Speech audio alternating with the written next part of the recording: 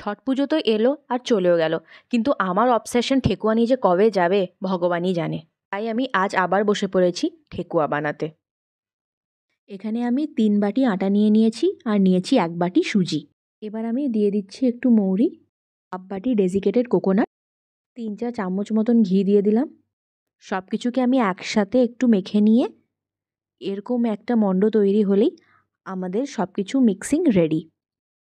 এখানে আমি গুড়কে আগের থেকে জলে গুলে রেখেছি, সেই গোলা জল দিয়ে আমি আটাটাকে পুরো শক্তভাবে মেখে নেব। আমাদের ডোটাকে কিন্তু ভীষণ শক্ত করতে হবে, নইলে ঠেকুয়ার ওই পারফেক্ট টেক্সচারটা কিন্তু আসবে না। সব কিছু ভালো করে মিশিয়ে নিয়ে দেখুন আমি এখানে ডোটাও তৈরি করে নিয়েছি।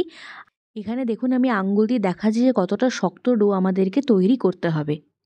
এবার একে একে আমি সব কটা ঠেকুয়াকে শেপ দিয়ে নিয়েছি। দেখুন এতগুলো ঠেকুয়া আমি বানিয়েছি, কারণ ওই একই আমার যে অবসেশন ঠেকুয়া নিয়ে। এবার চলুন তাহলে সব কটা ঠেকুয়া ভেজে নিতে হবে। আমার তো দেখে এখনই খেতে ইচ্ছে করছে, কিন্তু ওই কাঁচা খাওয়া যাবে না। আমি ঠেকুয়াগুলোকে হালকা গরম তেলে দেব, কারণ নইলে ঠেকুয়াগুলোর শেপটা নষ্ট হয়ে যাওয়ার একটা ভয় থাকে। বেশি গরম তেলে দিলে উপরটা কিন্তু রং চলে আসবে আর ভিতরটা কাঁচা থেকে যাবে। একদিকে ভালো করে ভাজা হয়ে গেলে আরেক দিকে উল্টে আমরা সবকটা ঠেকুয়াকে ভেজে নিলেই রেডি আমাদের ছট পুজো স্পেশাল ঠেকুয়া। আপনারা চাইলে এটাকে অনেক দিন এয়ারটাইট কন্টেনারে স্টোর করে রাখতেও পারেন, কিন্তু আমার সেটা দরকার পড়বে না, কারণ আমার বেশি দিন এটা চলবেই না।